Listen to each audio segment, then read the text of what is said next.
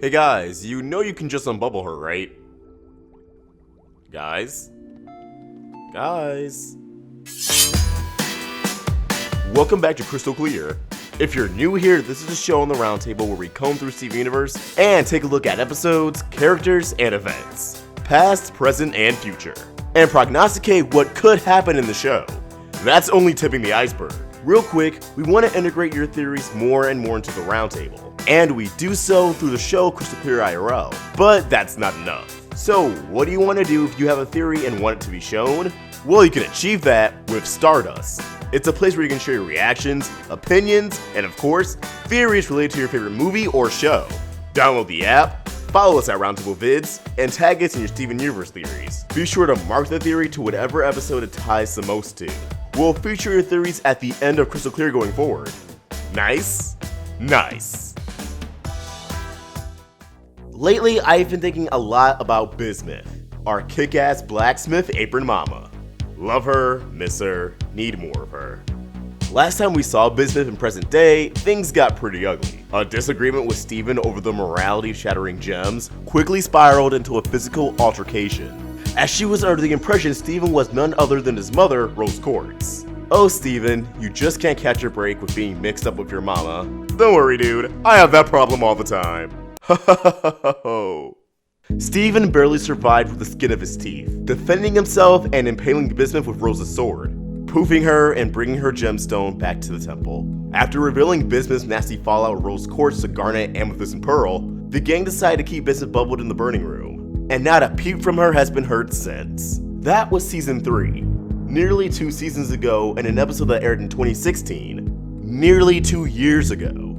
At the time of recording this, obviously, but she's been relegated to name drops in passing ever since. While the limelight on Bismuth has been dimmed for quite some time, we need to readdress the prospect of her return. When will it happen? Why would it happen? These are valid questions that are going to become more relevant than ever the more we dig into the past of the Gem War and Rose Quartz. For that reason, among others I'm excited to throw out there, I'm led to believe Bismuth may return by the season's end. Allow me to elaborate. First, we need to address the elephant in the room. Bismuth can truly be unbubbled at any given point in time. Seriously, there is nothing stopping the Crystal Gems from just setting aside a few hours to sit her down and have a serious chat about everything, and at least try to move on. The situation between Bismuth and Steven was without a doubt unacceptable, and under any circumstance, should have never happened.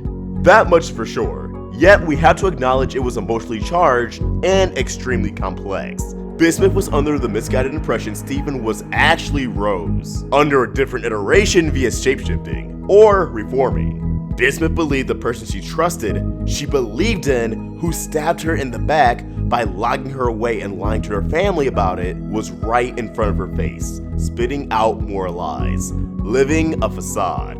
This obviously isn't the case, and Bismuth even came to the realization, the acceptance, Steven truly isn't Rose, in her final moments of screen time in the self-titled episode. She was aware the gems would be informed of what really transpired between her and Rose. So it boils my metaphorical 2D blood that this is all she wrote. They haven't bothered to unbubble her since. Why? Are the gems afraid Bismuth is going to attack them in some blind rage? That wouldn't make sense. She came to a moment of peace before poofing, and absolutely adores Garnet, Amethyst, and Pearl. I understand it's a scary, hard, beyond intimidating thing to confront someone you love about not so good acts they committed, but that doesn't mean you can avoid it forever. It makes me wonder, what would the gems do if one of their own got physical and turned on everyone? What if something went awry with Garnet, Amethyst, Pearl, Peridot, or Lapis? Were they decided? Screw it. I'm done following you guys. We're going to throw hands right here, right now. Let's say everyone else defeated and poofed this rogue gem, who was once a comrade of theirs. I know Lapis isn't technically a crystal gem yet, save your comments. How would they handle the consequences? Because if we're going off Bismuth, a gem Garnet and Pearl sung the praises of, they just bubble whoever acts out and leave it at that. Could you imagine something awful happening to one of your favorite protagonists and then nothing? No talk, no resolution, no amends?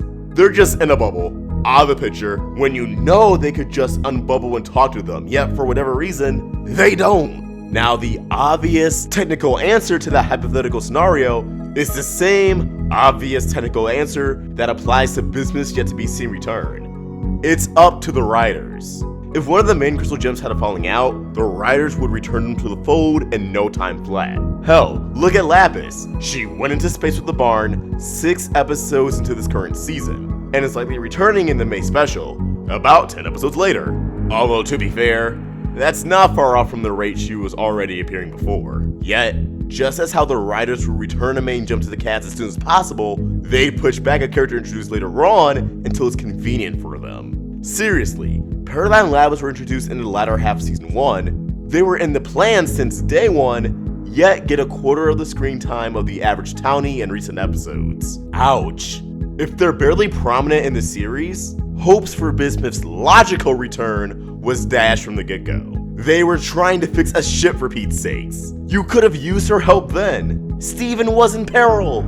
I know what you're thinking. With the Steven-only perspective, that means Bismuth would have returned off-screen, and they only would have reintroduced her to take advantage of her skills. Her information. Well friends, the latter half may not be any different in the show proper. Before I get into the nitty-gritty, I want to point out Bismuth's appearance and Your Mother and Mine. This wasn't a sly little thing that you could easily forget. Bismuth was in the main roster when running through Rose's top troops. Narratively, Bismuth is the only other crystal gem in the war we were aware of besides Pearl, so it wouldn't make too much sense to name gems we're unfamiliar with. From another narrative sense, they could have easily glossed over Bismuth, a character who's only had one physical appearance in the show. Yet, here we are. I'm inclined to believe this was supposed to remind the audience, hey, this character exists because they intend to implement her into the story soon. For decent reason. Discussed many times on this show, the details surrounding Pink Diamond shattering is a huge focus of the season. How did she pull this off? We know Rose's sword is incapable of shattering gems. It's designed to only dissipate their physical form. Not only was it stated by Bismuth, but the recent series recap promo, accompanied by some sweet fresh Zach Callison dialogue, had Steven drive this point home. Mom's sword can't shatter a gem. However, Garnet has a radically different understanding, under the impression Rose's sword is capable of shattering gems, and that's how she defeated Pink Diamond. Now, for some profound reason, Steven has opted to just not tell Garnet this information. After she finished her accounts of events to the off-colors, they discussed Steven's vision of Pink Diamond on Jungle Moon, and that's it. You know, Steven, if you were still going to express concerns of Pink still being alive and well, you should have probably included the part where Bismuth told you Rose's sword could quite literally not kill Pink Diamond, or any gem for that matter. This also confirms that Steven did not enlighten the gems on his trial with the diamonds. They are completely unaware of Blue Zircon's compelling defense and revelation that it wouldn't have made any sense for Rose to get near Pink Diamond. Why? It's actually kind of crazy Steven would tell the gems that Lars died, came back to life, and now serves as the gateway between Earth and space with Lion, but failed to mention that when he came face to face with the diamonds, they all discovered everything is not what it seems. Things spiraled out of control. Yellow and Blue may be at odds. It's not a good deal. Not a good deal at all. There is a purpose in neglecting this huge plot point, however, and that likely goes hand in hand with Bismuth's return. As we've seen from the end of season 4, Steven doesn't speak up about Homeworld and the diamonds until it's directly affecting his life. He heard the diamonds plotting to expand the zoo's population, yet sat on his feet for literal months in the show's timeline, until Topaz and Aquamarine jacked most of his friends, and then decided, yeah, let's go save them before they go to the zoo, or die, or something. I thought that experience, and the possibility of clearing his mother's name, would prompt him to be more proactive. But I guess that was just wishful thinking after all. It doesn't need to be said we haven't seen the last of the diamonds, meaning we haven't heard the last of this conflict of who shattered Pink Diamond, and I can't imagine the crystal gems will be left in the dark the next time this comes up. This means they're going to learn Bismuth forged Rose's sword with the intention of sparing the gemstone in mind. When they're faced with this dilemma, and inevitably have their doubts, only one person can set the record straight without any doubt in their mind. Bismuth herself. Bismuth's return to the story will be to shed light on Pink Diamond's demise and the capabilities of Rose's arsenal, just as she was introduced mere episodes prior to finding out Rose shattered Pink Diamond in the first place. They could even brainstorm on ways Rose could have pulled off such a thing. As far as we can tell, Bismuth isn't even filled in on the fact Rose shattered Pink Diamond. evident from the fact it simply wasn't brought up in her argument with the breaking point. So I'm sure Bismuth herself will be at a loss for words when learning what Rose allegedly did, driving her to get down to the bottom of everything. And while this makes sense, it also very much annoys me. Bismuth's first real appearance was sudden and out of place, but narratively, it was just a setup that Rose went against her moral code and did indeed shatter a diamond. She was used for plot and character development. Now, after having her bubbled and locked away for a substantial amount of time, she's going to appear again for no other reason than for plot and character development once more. That's kind of foul, and significantly downplays that she's, well, a living, breathing person. She has her own thoughts and feelings. She's not an exposition machine. But at this point, it's apparent that's the route they're going to take. And hey, even if it doesn't happen this season, her absence has made it clear she'll return when the plot calls for her, nothing more. And if that is the case, I can't deny I'd be very disappointed in the Crewniverse.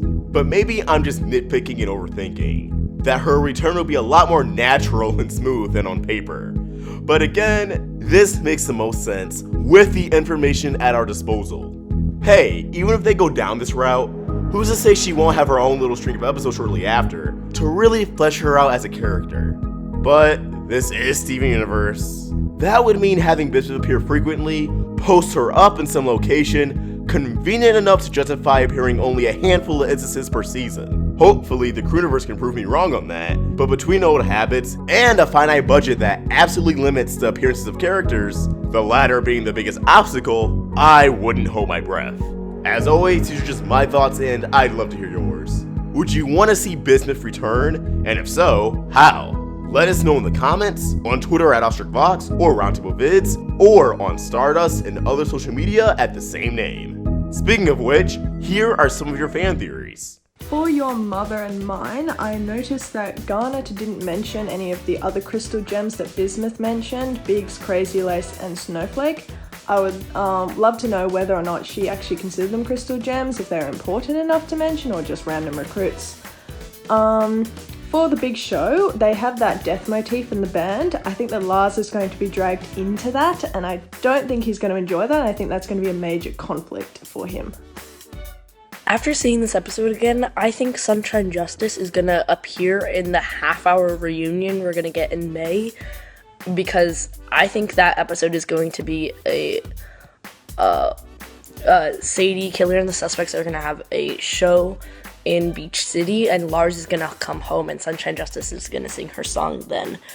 So, yeah. So, in the song that Yellow Diamond did, like, What's These Feeling Blue? One of the things she mentioned when she was saying, like, the uses of different gems was that lapis lazulis were used for terraforming. And I thought that was interesting. You guys might have mentioned it before, but I don't really remember, so yeah, just wanted to mention that for discussion. I saw that the Decisive Potake was talking about how he didn't like how the Diamond Dream was kind of like breaking that rule about how Steven has to communicate with someone. I think that Steven is communicating to one of Pink Diamond's shards, because we've seen that happen with the cluster. Not only that, but we also have the influence from Connie, plus the moon base. Again, if you want to be featured, download Stardust, link in the description, follow us at Roundtable Vids, and tag us in your theories by episode. If you want to help us grow, join the Roundtable on Patreon. We got exclusive perks, raffles to select a video topic, shoutouts, your name featured at the end of the video like all these beautiful, wonderful patrons, and more. Also, pick up some Roundtable awesomeness from our store. Links to everything in the description. If you enjoyed this video, be sure to like, share, and if you're new here, subscribe. Hit that bell for notifications because YouTube doesn't like notifying us for the people we want content from. Thank you for watching, and I hope you have a beautiful day. AwestruckVox out.